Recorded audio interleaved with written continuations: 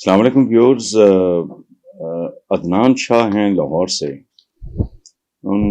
پہلا سوال ہے کہ سپریم کورٹ کے حکم کے مطابق 14 مئی کو پنجاب کے الیکشن ہونے تھے. اتحادی حکومت نے اس فیصلے کو نہ مان کر توہین عدالت کی ہے. کیا یہ فیصلہ حکومت کے لیے کسی خطرے کا سبب بن سکتا ہے؟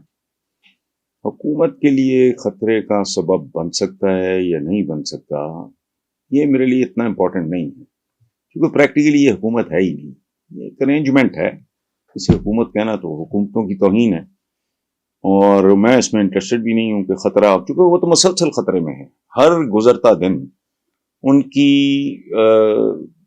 بےعزتی میں، غیر مقبولیت میں اضافہ کر رہا ہے. آپ بھی جانتے ہیں، میں بھی جانتا ہوں، میں کوئی نئی بات نہیں کر رہا. اچھا، اصل بات یہ ہے کہ الیکشن جتنے ڈیلے ہوں گے، ملک میں پولرائزیشن اتنی ہی زیادہ بڑھے گی، نفرتوں میں اتنا ہی زیادہ اضافہ ہوگا، فاصلوں میں اتنا ہی زیادہ اضافہ ہوگا، اور یہ پھر ایک بالکل جیسے قبائلی جنگ ہوتی ہے ویسا منظر پیدا ہو جائے گا، جس میں الٹیمیٹلی اچھا، مجھے یہ بھی اس بات کی بھی کوئی پرواہ نہیں کہ نقصان ہو، اے کو ہوتا ہے، بی کو ہوتا ہے، جی کو ہوتا ہے. It's not my problem. Again مجھے اور طرح سوچنے کی تربیت دی گئی ہے، اس لیے میں یہ عرض کر رہا ہوں کہ اس میں الٹیمیٹلی نقصان ہوگا پاکستان کا اور پاکستانی عوام کا.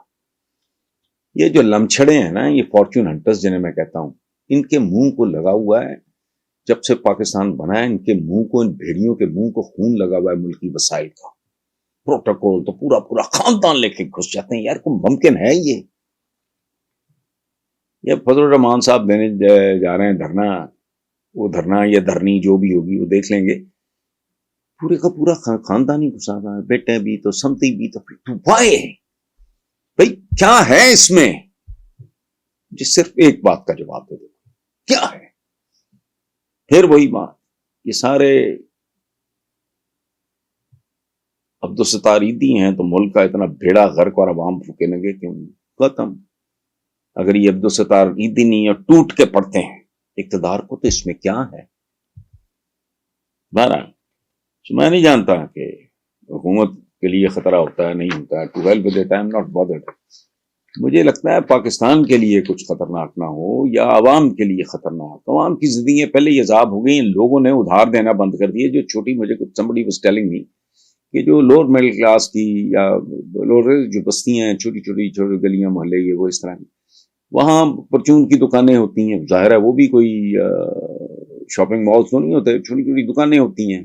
جس طرح کے رہائشی ہوتے ہیں اسی طرح کی دکانیں ہوتی، اسی طرح کی ان کی قرض دینے کی کیپیسٹی ہوتی ہے. اب مجھے 2-3 لوگوں نے بتایا کہ ایسے علاقوں سے یہ کہ پرچون فروش کی بھی ایک حد ہے غریب کی، وہ اگر 2 4 5 10 اس کے چاہے محلے دار ہی ہیں، کوئی بیچارہ 5,000 کسی نے دینا ہے وہ نہیں دے پا رہا، کسی نے 7 دینا ہے، کسی نے 4 دینا ہے، تو انہوں نے ادھار دینا بند کر دیا.